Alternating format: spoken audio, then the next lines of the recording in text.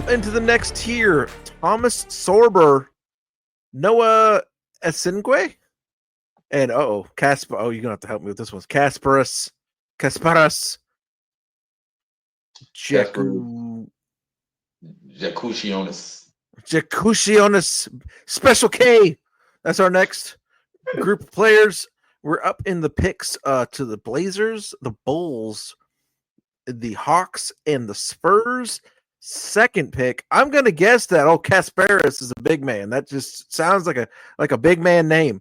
Tell me, and then they could add a little bit more international flavor to that lineup there down there in San Antonio. Tell me about Thomas Sorber. Thomas Sorber, seen him a lot too because Yeah, I go Georgetown. Yep. to Georgetown. Woo, man, he's like my second favorite player in the draft. Oh, okay. So this is a potential steal for somebody here. Look, man, I love this kid. He has the perfect size and measurements for a big, a modern big. I mean, his wingspan is ridiculous. I think it's like maybe a +6 or 7 or something. I might be fabricating it, but it's up there. And I actually seen him actually in high school, his senior year in high school, before he had went to Georgetown, and I didn't know it was going to be him. But like he had a little bit of a weight problem too, but he got that sorted out. And, he's where he needs to be. He's agile as he needs to be. Rim protection. Thomas Sorber has that. Thomas Sorber has the tools to be an elite defender. He has the coachability to be an elite defender or an elite defensive prospect. Offensively, he has a lot of post up moves, in the paint. He knows how to use his size. He can shoot from the mid range, about 15, 17 feet from the basket. He can shoot from three. Now he's not going to be doing that. He's not going to be asked to do that, but he can, and he's not a slouch. I think what hurt Thomas Sorber is when he got hurt when he did midway through the season, because he was just starting to come into his own. I feel that his passing, him and Derek Queen, as far as big men. Now overall, it's 3 big men in this, especially in the first round, that are, I think, elite passers. Derek Queen is one. Thomas Sorber is the other. I just think he has a knack of knowing, where his guys are going to be, and when they find them in the right spots. The negatives about Thomas Sorber are this: he has to learn how to beat double teams, because too often I've seen him, like, if you throw an extra body on him, he'll get stifled. And you remember what I said about Cooper Flag? Like, he has a kill shot mentality. I know exactly how I'm gonna get there so I can get this bucket, and I know how I need to get there. If you have to make Sorber think, you got him, you won the battle. So he's gonna have to give that up, or he's gonna cause a turnover. Now, to go back to Cooper Flag and Derek Queen, real quick, this is also going to be a problem of Thomas Sorber's: foul trouble. They have a knack of getting in foul trouble. He was getting better with that as the year was getting on, but like I said, that injury derailed him a little too early. You really didn't see the full, I guess, outcome of it, or just Jason of his game. But I feel he was getting better at that. And sometimes he can, like I said, when you got him in his head, he tends to overthink and he'll make mistakes. But these guys are young; they're going to be rookies. There's going to be a lot of that. But I believe, and another thing about Thomas Sorber, I've had the pleasure of actually, meeting him a couple of times, and always a respectful guy, respectful kid, always willing to, say what's up to you and chat it up with you real quick. His coach Ed Cooley spoke glowingly about him every chance he got. Spoke glowingly of him because he's a good kid and he's really coachable. And I feel that if Phoenix looks up and gets him, that would be a really good pick. But I've even seen him. That I think I might have him higher than most because I've seen him a lot in Okay. like Okay. 15 or 16 or 17. But I mean, if he falls that far, then he's going to Minnesota. So I mean, that would be good too. Oh, nasty business. Because they might be getting rid of. They're not going to keep Julius Randle and Nas Reed, so one of them might be gone. So if he falls to them, hey, that would be good too. But I like him at round 10. And the only reason why I had Derek Queen above him is because Derek Queen is more of a natural offensive player, a slightly better offensive player to me. I think he's a little more smooth to me when it comes to that. But Thomas Sorber can get there. He can surpass. I think his upside is really high. Noah Essengue and Kasparis. Noah Essengue. So for the past couple International of flavor. years, international player. For the past couple of years, as you gentlemen know, it's been the French Connection. Yeah, and they're right there. This is right in range for the Spurs. Wembanyama. Then you got last year you had Sar and Risache. Yep.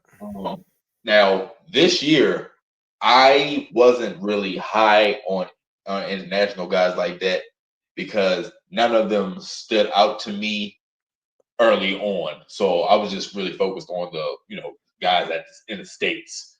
So I'll say around December or so, that's when I started paying attention to these guys in international and overseas and seeing, all right, who are the prospects? Who are the guys that are being talked about? This kid, he was always the best one to me. And it's a few different French guys that's going to be going in the first round. And he's the best to me. His body type, he's long, lanky, but he can score from the perimeter. Like he can shoot threes. He's a floor spacer. And he can body you in the paint. Now, granted, he's going to have to get bigger. He's going to have to get bigger. But he can handle contact as is. Now I will say this. He's a lob threat. That's a modern big. A rim runner. That's a modern big. That's what these teams want. And he fits that bill. He's athletic enough where he can catch those. He's athletic enough where he is really good on the defensive end. He can swat the shots, you know what I'm saying? And he can be able to protect the rim. Now, he got better. He's what you want all your prospects to do. Get better throughout the season. For me, he was always in like that 13 to 15 range. Even on other boards, I think I've seen him, around that same range as well. And he hit I think his team was in the playoffs. His team in the international leagues or whatever, he was in the playoffs. And he had some impressive games. And one of the games I've seen, his defensive footwork and like his defensive speed and how like attentive he was at the rim, it improved significantly. And I was like, now this is what we want to see from him because he had the tools. But to see him, actually applying and to be applying those principles, that bodes very well. And lo and behold, he started shooting up draft boards to about like 8 and 9 I've seen. So that's why I got him as high as 11 now, because it's like, all right, what I've seen solidifies him as one of the best big men. Well, even though there's bigger men that's taller than him, he's still one of the best big men. And I don't know. I just think he can get better. Like I said, he has to put on more weight, but for his skill set, he gives me Khalil Ware vibes. And Khalil Ware was my favorite big man in the draft last year. It wasn't Zach Edey, and everybody was talking about him. Khalil Ware was my favorite, and those chickens came home to roost, didn't they? Didn't they? But oh boy. But yeah, so that's and I think he's the best international. Well, yeah, definitely the best Frenchman in this class. Old Kasparis out of Illinois. What do we got? Kasparis. I really like him. I think he's a very solid overall jack of all trades. Okay. He has pretty good size. Because he's going to be playing the one. And you'll never guess which team might be in range to get him. I cannot believe I'm looking at this right now. The fucking Oklahoma City Thunder. Man, that's a decent fit, yeah? Well, I mean, they could get him, but yeah. I don't think they will, because they got Nikola Topic last year and he didn't play at all this year. Yeah, and that kid was bandied about as one of, if not the best passer in the draft, damn sure the top 3. So yeah, I don't think they really need him for that. But Kasparis, he can do it. He can do it all. What I said about Cooper Flagg and how he's going to get those solid stat lines, that's what Kasparis is. He's going to get you the 6 rebounds, the 7 to 10 assists, maybe about 10 to 15 points a game, solid. The problem with Kasparis is he struggles with physicality and contact. And he was one of those players that, earlier on in the season, especially when Illinois was kind of making some noise, he was looking like a top 5 guy. But when people started seeing, when they had different matchups and he's going against bigger guys, he ain't really looking that well. Another thing that I think he needs to do is be more consistent and more aggressive. Usually when he was aggressive, Illinois either will win those games, but they would definitely be in play to win those games. They would fare better when he was aggressive, instead of being passive enough, just trying to find the right read too much. So, to be honest, I could see him going to a team like the Bulls, maybe. Because they might just keep Josh Giddey and get rid of Kobe White. Or they could keep Kobe White and get rid of Josh Giddey. I mean, either one. But I could see him going to a team like that he could start for. You know what I'm saying? Yeah. And actually, has some. Be a good contributor. Being a good glue guy. Yeah, be a good glue guy. You know what I'm saying? But he's a really good team defender. I will give him that. He is a really good team defender. Like how Dylan Brooks is. Like Dylan Brooks' team defense is way better than his individual numbers.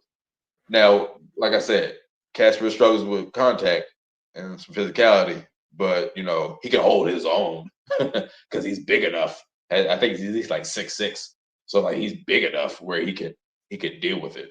But I think that size and his adaptability and his like he reminds me of Dylan Harper sometimes too. Like he's a solid pick. He's not going to lose you games. His Yeah. IQ is sharp enough where like he can run the offense. He can run the show, and you'll be good. Up next, Igor Demon, Carter Bryant, Cedric Coward. The pick range we're in here is this is a really interesting run of teams to me because they're all, obviously Oklahoma City was the champions, but they're all like pretty high expectations, pretty loaded rosters already. Starting with the Spurs at 14, 15 Oklahoma City, 16 Memphis, 17 Minnesota. This could be a pivotal little package of, this range of players starting with Sorber going all the way to, we'll say, Will Riley, and then these teams right here in this group. This could be some moving and shaking, some big differences being made here, adding the right piece to these teams that already have pretty big expectations, good rosters. Tell me about Igor. Igor has incredible size. He early on in the Well, season, there we go. Spurs. This is matching right up. he could. He definitely Yeah. could.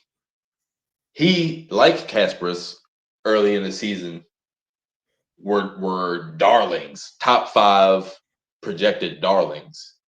But when scouts seen a little more of a sample size, um, Igor's offensive production was inconsistent and it dipped. It kind of looked like he wasn't the shooter that everybody thought he was, but he is a good shooter. He's a really good scorer. He is a good passer.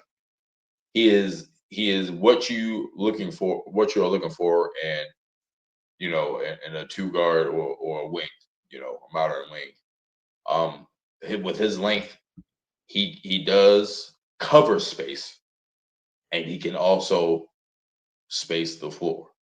He does a lot. I think I would say he comes off screens a lot. Um, a lot of these guys, are pretty good when it comes to coming off screens, and the catch and shoot ability. That's one of his strengths for sure.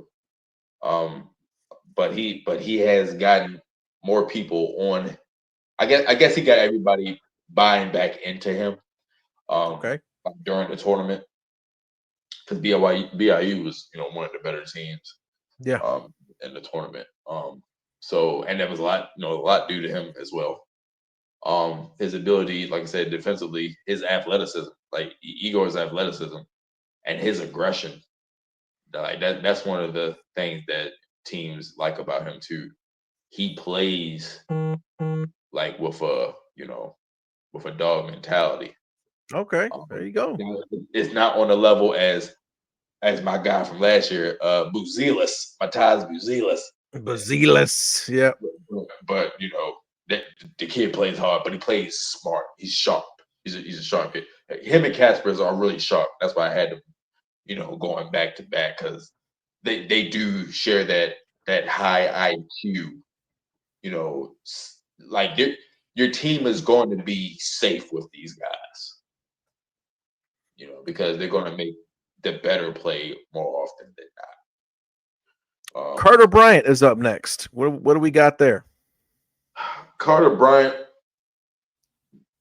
Carter Bryant didn't really play that much this Okay. year. He came off the bench. So for him to come off the bench and to be, in the lottery, because Yeah. all these guys that I got in the top 24, these are all the guys that got invited to the draft room as well. Okay. Okay. So, Oof. so and Carter Bryant being one of them, I ain't gonna lie, I was a little shocked because he was usually been in, I'd say for most of the year in the 18, I would say 15 to 20 type range.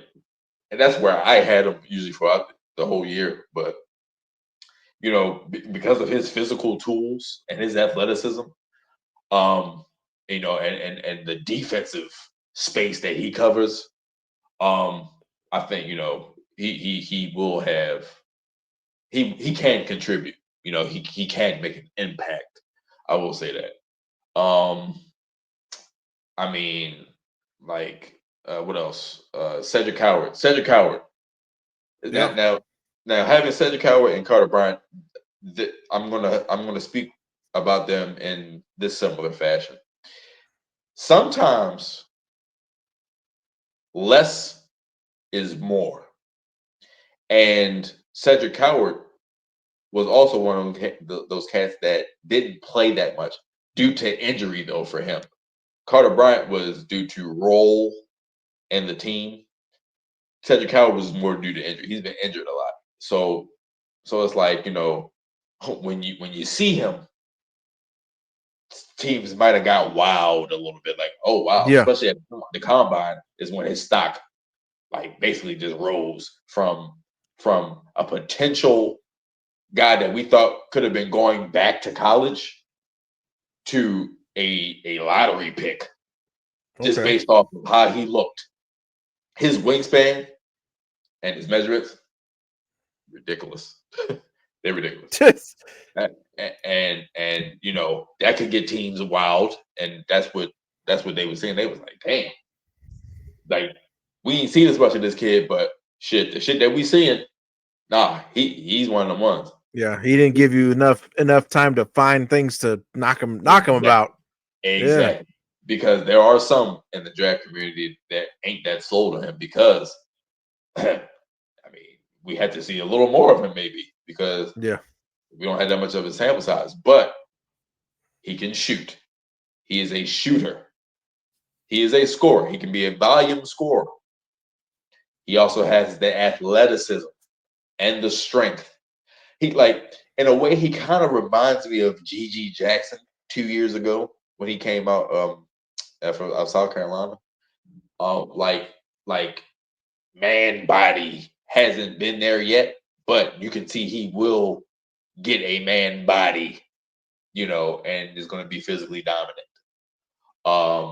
So that potential with that ability for him to shoot, and he's a good kid. Like, Carter Bryant and Cedric Howard, these are good kids, and they're coachable. They're coachable kids because you got a kid coming off the bench. That means, and he was somewhat of a high prospect coming out of high school. Carter Bryant, I'm talking about. So, like, when you got guys that could buy in, that shows that they could be good pros. You know what I mean? Good professionals, and that's what you want as well too. So, and who's picking 15th? Oh, Oklahoma City. Yeah. I mean, like, either one of those guys, if they pick Carter Bryant or Cedric Howard, none of them have to play Yeah. immediately. No. They don't, and you can develop those kids and have them find their role, and they can contribute because with their physical gifts, both of them, man, man, with the coaching that Dagnall Yeah. can do and the Yeah. development that they can Absolutely. do, man, that's even more scary. It could be a dynasty. Could be. So who do I I have got you. after me? Asa Newell, Con Knuppel, and Will Riley are our next three on the big board. All right. So I I am not a fan. Well, before I get to him, let me get to Asa Newell. And let me get to Asa Newell. Asa Newell, throughout the whole year, I actually had him in my top 10 because Okay. I like his traits. I like his gifts. He's like 6'11", I think, 6'10", 6'11". Like, I love his size. I love his athleticism, and I love his ability to score. And and to score when his team needs it. As a big man, especially as a rookie big man, you know, it might not be that easy for these young guys to find that, or to find that confidence. But I feel that he has got confident as the year went on. He, as I mentioned earlier, he played in the prep team with Derek Queen, Cooper Flagg.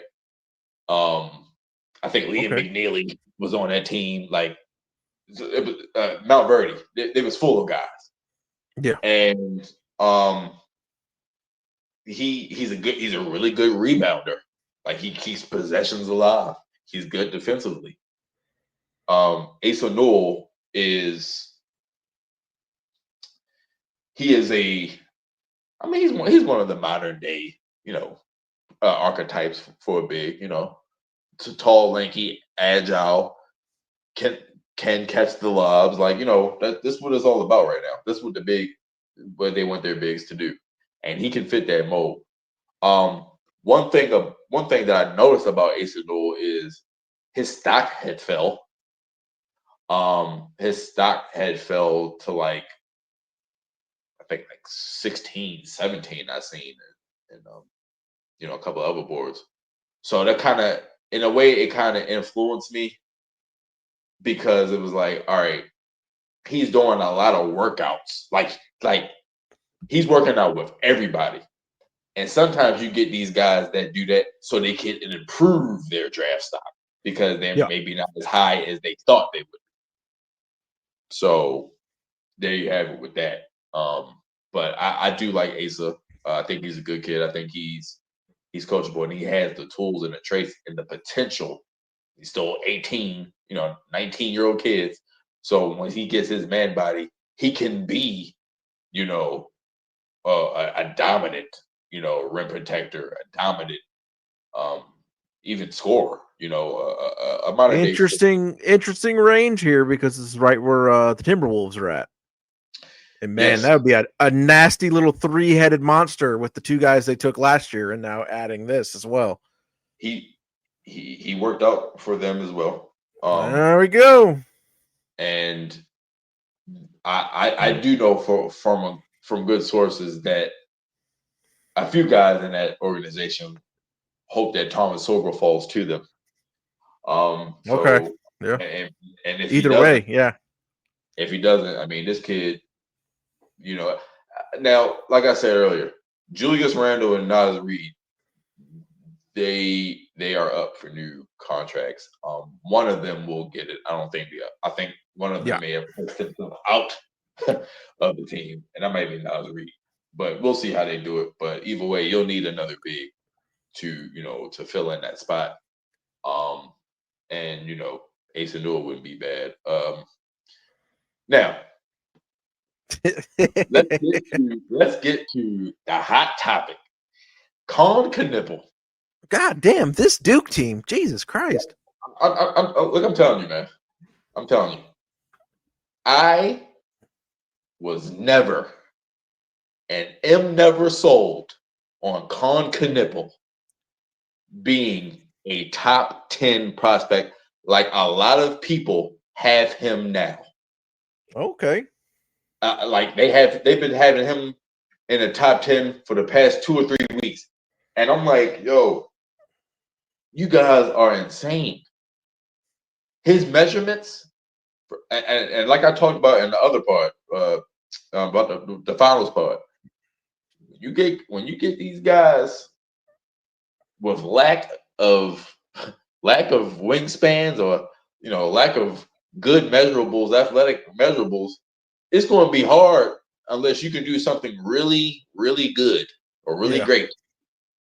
And Colin Knuppel has, I think he's like 6'5" and has like a 6'5" wingspan. So I mean, so you're not going to be doing that much.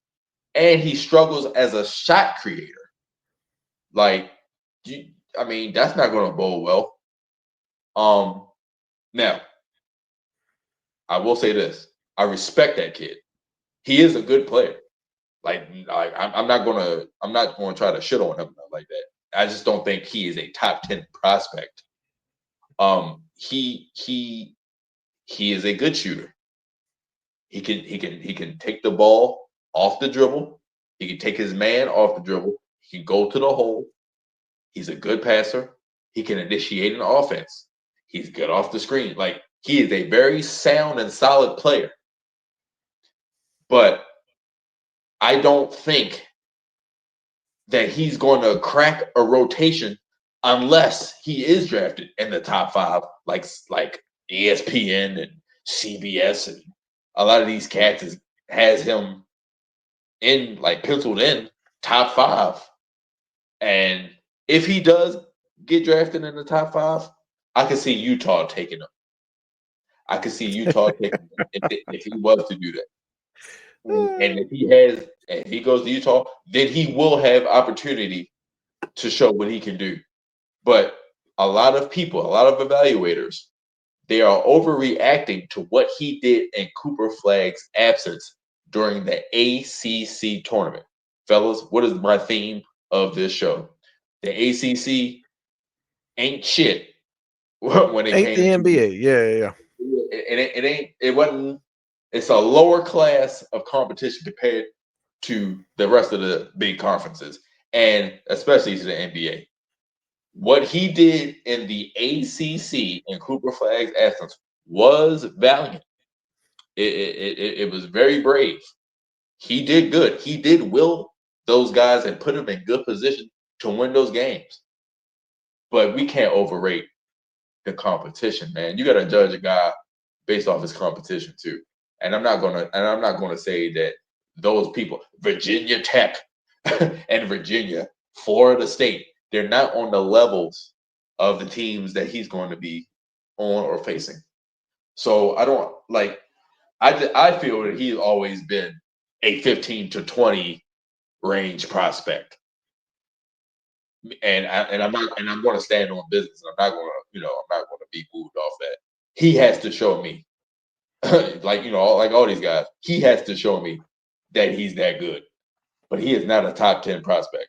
He'll probably be a top 10 pick because that's how the wind is blowing. And I think that is a massive overration. But hey, it is what it is. But I'll give him that respect where, I don't have him falling that far. But, I just don't think he's that dude that everybody's trying to make it seem. And pick range we're in here is 18, 19, 20. That's the Wizards, Nets, and Heat. Speaking of which, tell me about Will Riley. Will Riley is Kasparis Jakusionis' teammate. Will Riley is, oh man, he stood out. He flashed a lot of times during the season. Good shooter. His measurables are what you need in today's NBA as a wing. Like I said, his shooting ability, he can shoot contested shots. He's more. A lot of these guys are coming off the screen, catch and shoot guys. He's one of them, but he's pretty efficient. Like I said, he has the size. He needs to get stronger. He needs to affect the game in other ways other than his shooting in order to, I guess, crack a rotation and get some minutes. But if a team like, if he was to go to Washington, it wouldn't be bad. Even though I feel they have enough, wings.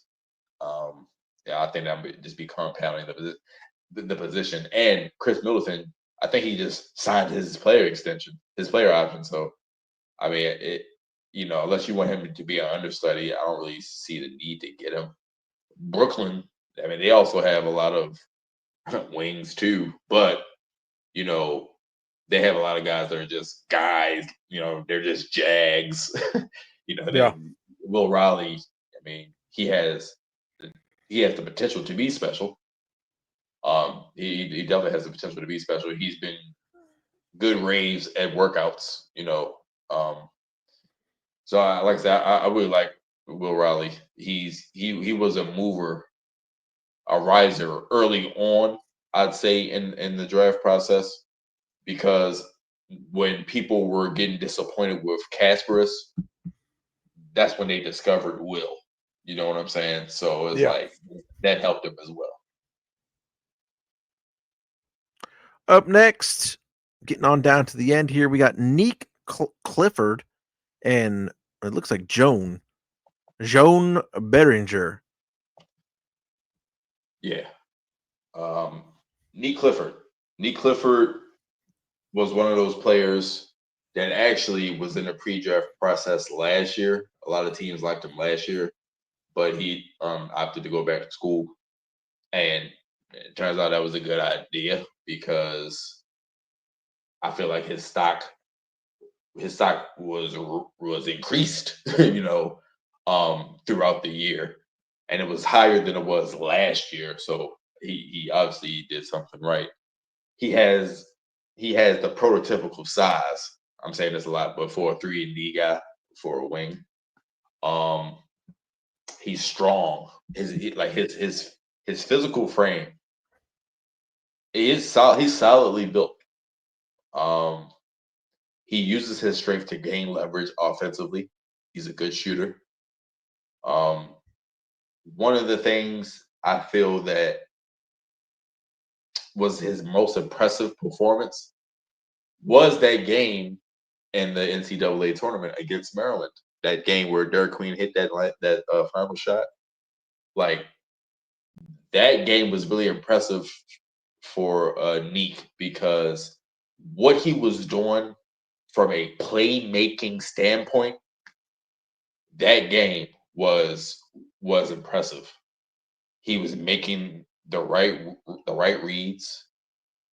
He knows how to pick his spots.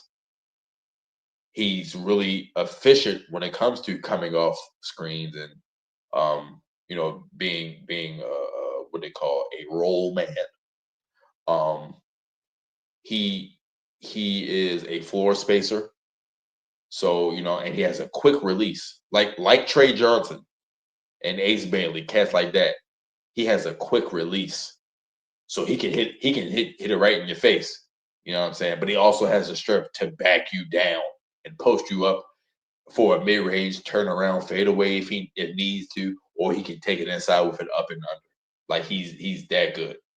And I've seen what he did, like especially in that game, even from a defensive standpoint.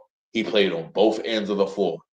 He would make offensive plays, or he would initiate the offense, and then that next play, whether it was a miss or a make, he would hurry up, run back on defense, and do good on transition defense, and go right to his man. So and that shows stamina. That shows that he has really good condition. Like I said, physically, he's a nice specimen. And like I said, that ability to affect both ends of the floor and be a 3-and-D guy, teams really like him. And I told people that during that game, I was like, even though they lost that game, teams are going to fall in love with him even more because they seen what I seen, and he's been in the range of I've seen him high as 15, on some boards. Okay. So, Okay. but I've usually had him 20, 21 throughout the whole year. So I think that's a solid way for him to go. I mean, he can go to Miami. If he went to Miami, I mean, that would be pretty solid because he is a tough, like he plays Yeah. tough. He plays hard. You know what I mean? Heat And that's culture already. Yep. right. That fits their culture. And Joan Behringer, I I had him initially as like my third favorite French prospect because he was extremely raw. The same things I liked about Noah Asenge, I like about Behringer, but to a lesser degree because Okay. he is more raw. Less developed. Yeah. Yeah. Yeah. Yeah, he's a little underdeveloped. However, I used to have him, I'll say like 29, 30 range. But just these past 2 weeks, he just shot up to 11, 12, 13 range. I'm like, wow. And I think he's got an invitation to the draft room. So I'm like, so he's either gotten better, at least from a defensive standpoint, like as far as his agility, because he has the tools. I mean, the kid's 7 feet. I mean, he can shoot from the three. He can shoot mid range. He can swat him. He's a great rebounder. He's a dunker. Like, you know what I mean? He's physical, but he was just still raw. And, it's somebody you can mold. Just like Maluak, just like Asenge, you can mold and Tarma Sorber, you can mold these guys and make them who you want them to be. And you can increase their potential to be elite defensive players. And I think somebody sees that in him. That's why he's getting an invitation.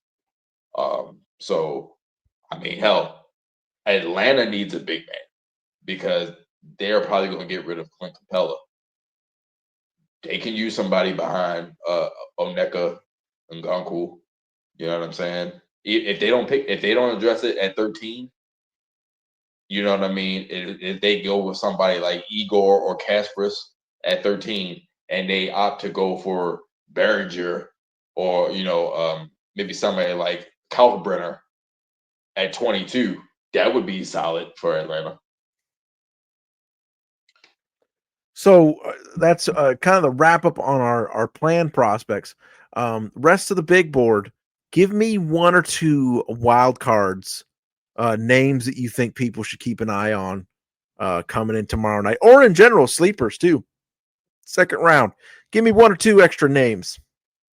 The second round, Anywhere, rather, the rest of the top, first round, second right. round, just two names we haven't talked about that you like.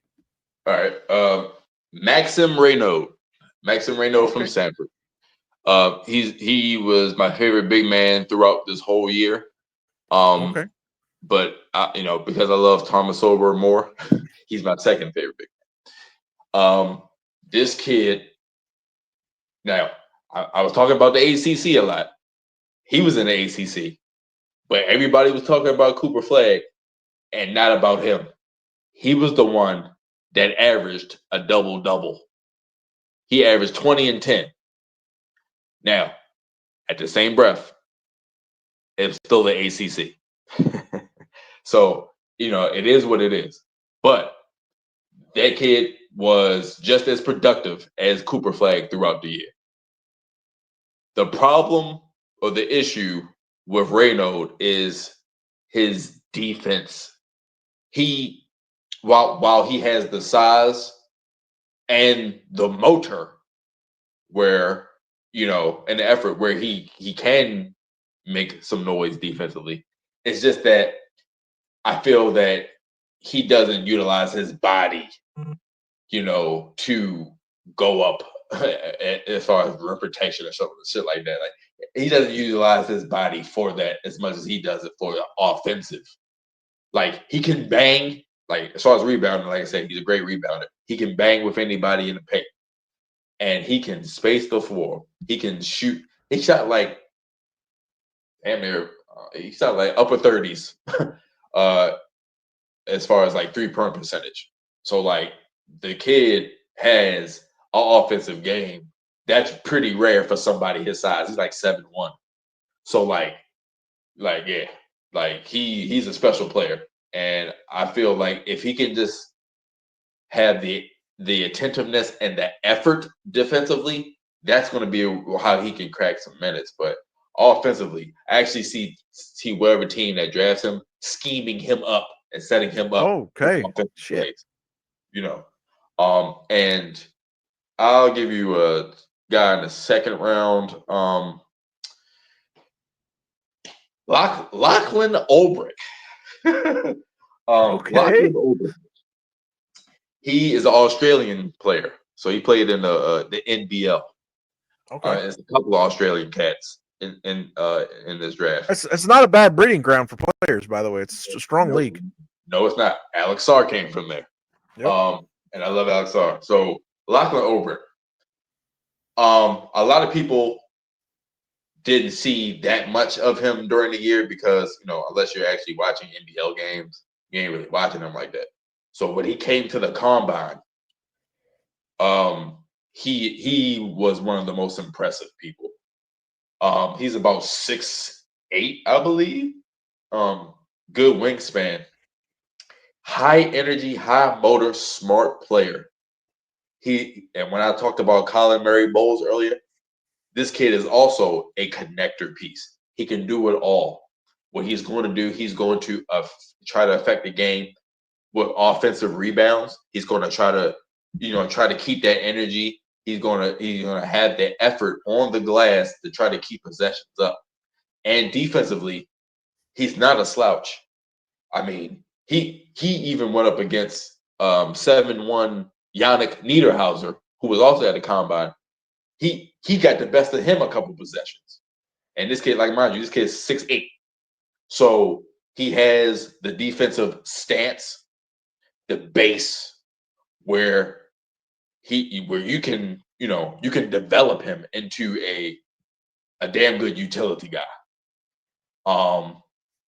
So I really like him. I mean, he can shoot. I wouldn't say he's a consistent shooter, but he can score. He won't embarrass you. So I like him. And one more guy I'll give you is Kobe Sanders from Nevada. He wowed everybody during the PIT, the Portsmouth Invitational Tournament, which is one of the preeminent, if not the preeminent, pre-draft tournament. You get a select group of seniors. A lot of these guys might be second round or middling first round, or even overseas guys potentially, but you can find sleepers there. From the opening game that he had during the PIT, Kobe Sanders stood out. The kid had grid size. I think he's like 6'7", 6'6", 6'7". Good wingspan, good strength. He's stronger and he's taller than he looks even on film. And I like I said, I've seen this kid up close and personal. So I'm like, damn, he's big. So, and his shot, his ability to shoot, his ability to affect the game as far as, even from like an offensive playmaking standpoint. This kid is a sleeper. And he only played 2 games in the PIT because after his second game, which was kind of like his breakout, I mean, somebody must have gotten his ear. Maybe his agent told him, like, yeah, you're good. Like, you don't need to show anymore. You know what I mean? And lo and behold, he got the invite to the combine from that performance. Okay. So, like I said, I really like that kid too. I'm a little concerned about him though, because ever since that second game of the PIT, which was back in late April, mind you, he hasn't been doing much. Like, I haven't seen him participating in any like scrimmages. Like, even during the combine, like he was a part of the scrimmages, but he was in street clothes. So I'm like, is he hurt? Like, what's going on with this kid? So I'm a little wary of that. But as far as what he can do, like I said, he can play 2 positions. He can play the 1 and the 2. You know what I mean? Kind of Klay Thompson-esque as far as his size and his approach to the game. Coming off screens and things like that. Like, I like this kid. So those are a couple of sleepers, I love it. Don't be sleeping on those guys. Don't be sleeping on DAR Sports Media. This has been the big time information download, and we hope that it helps you take some of the mystery away. You got all the information that you need to lock in for the first round and beyond of the NBA draft. Coming up on Wednesday, Also check out, obviously, like we said earlier, same week we posted a Hoops Hour talking about the NBA Finals, what's going on next for the NBA, and the big trade, sending Kevin Durant over to the Houston Rockets. Check that out. Check out our NFL coverage that's always going on the page. Finishing up off-season reviews. Going to be going into divisional previews sooner than later. Obviously, Crew's always posting stuff on the Medium site. Get behind, follow my man, Shok Scouting, Shok Sports. We reposting this stuff all week. It's a big week for Shok Sports. Get behind that. Read those breakdowns throughout the season. We always repost them. This is always a big treat and a big one of our most robust episodes of the year every year. And we hope we have got you guys ready to rock for the NBA draft. This is DAR, Sports Media. The world of DAR never stops.